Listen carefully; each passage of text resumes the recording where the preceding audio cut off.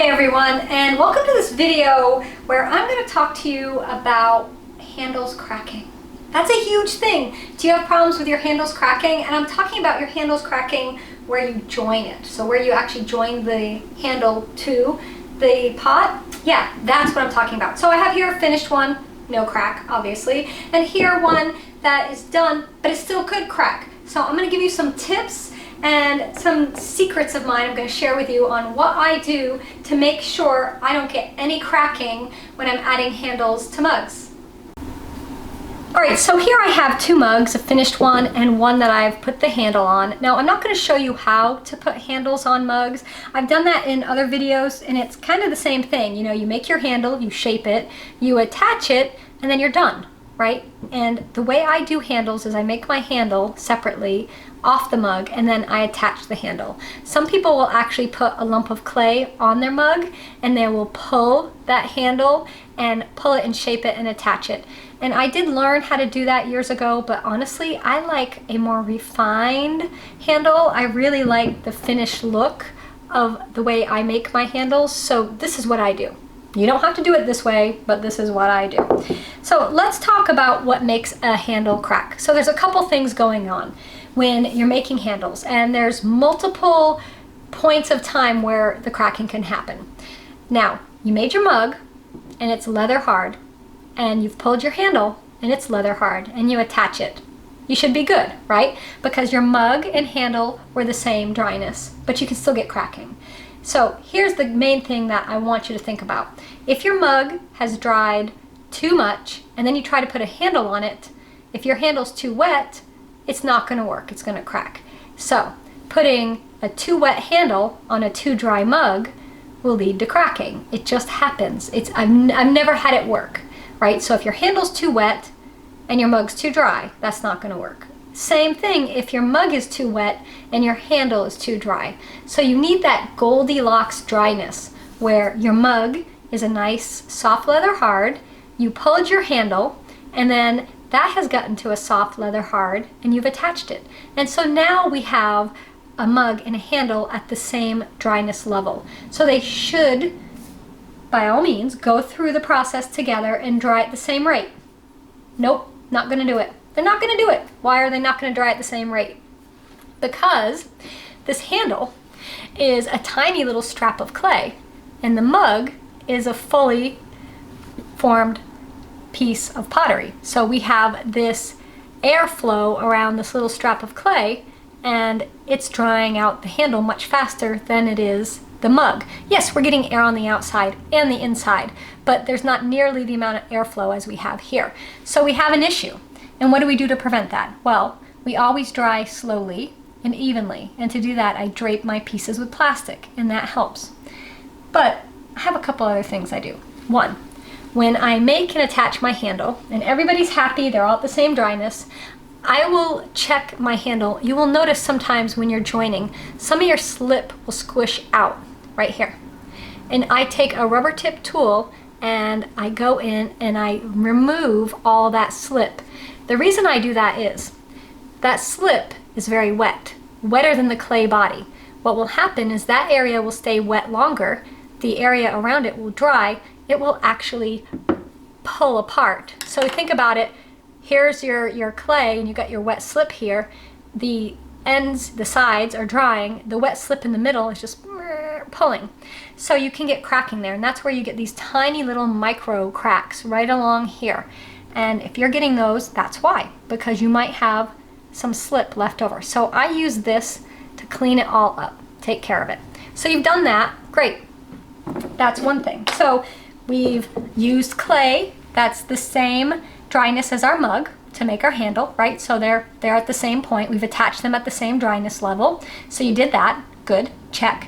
You removed all the slip from the join, check. You're drying nice and even, check, and you're still getting cracking. I have got one more solution. So we've got the 4 tips, right? So we'll go over them all at the very end, but there's the 4 key things to remember. Now, I like to wax my handles. And to use wax, I use this one. I'm not endorsing them or anything, but any water-based wax will do. And I like to pour my wax into just I have a wax bowl in the studio. This is the wax bowl.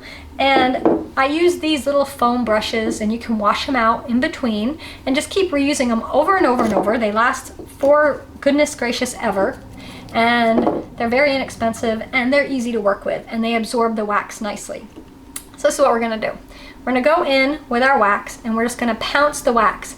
Now, I wanna say, if you'd plan to add any underglaze to this, or any transfers to this, do it before you wax, because once you put this wax on, it is staying until you bisque fire. It's not going anywhere.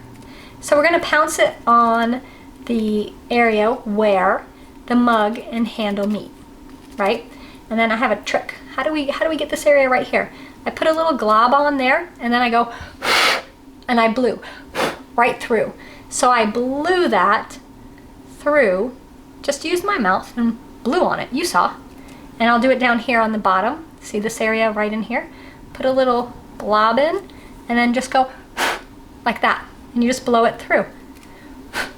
That's all. Now, we've waxed the join, right? We've waxed where the handle meets the mug body. We're good, right? We're done. No, we're not done. Now, have we done anything about the airflow on that handle? Anything to help prevent this from drying out too fast? Well, we've protected our seam and our join, but we haven't protected the handle itself.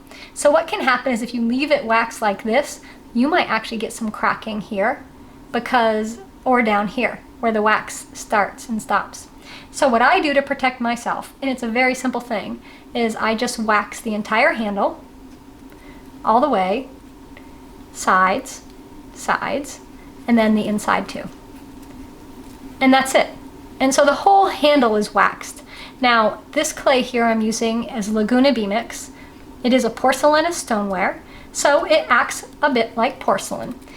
So that means we have to baby it a tiny bit. And this is why we're waxing it.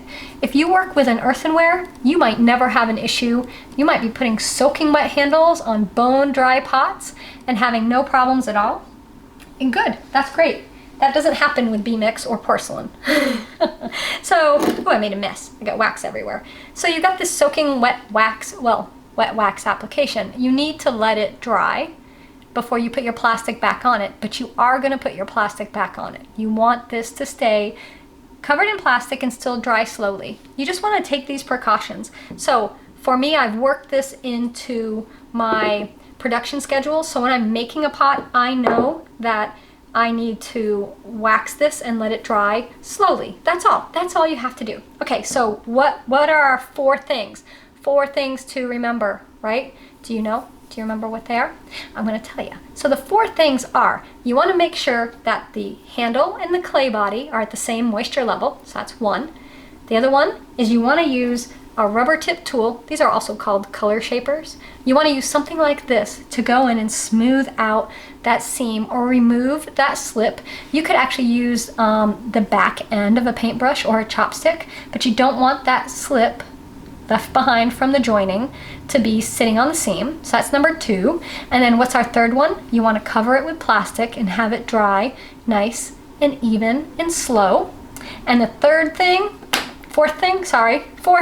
is the wax. So remember, that's our 4. Same moisture level, clay body and handle. Remove your slip from your seam. Cover and dry slowly. 4, use your wax. Ta-da! That's it. That's how you do it. Pretty simple.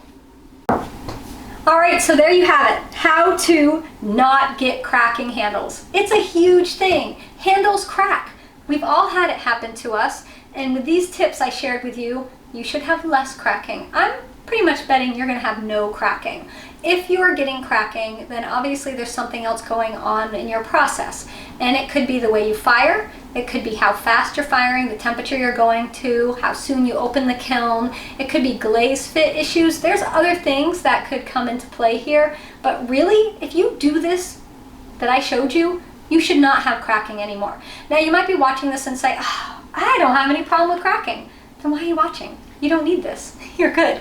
That's fine. Whatever you're doing is working, keep doing it. But for those out there who are new to pottery, new to handles, have done some handles and had some cracking issues in the past, This will help you, I promise. So give it a try.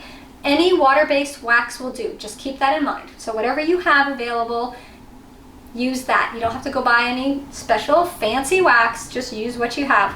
All right, everyone, if you enjoyed this video and you want to see more awesome pottery videos from me, then go ahead and subscribe and follow me. And of course, give it a thumbs up and make sure you hit that little bell. If you hit that bell, you know what that means? That's right. You will be the first to know when I have a new video up here on YouTube. And of course, come find me over on social media. You know, on my Instagram, I show all these great little techniques. You might have already seen something like this on Instagram if you were following me there. You might have. And so that's clay_share, or just come over to the Facebook page, which is ClayShare. And of course, you always can find me on ClayShare.com, and we have the new OTT platform, which is tv.clayshare.com, the world's very first OTT pottery platform ever. That's right. That's us. So come check it out. And until then, make great pots.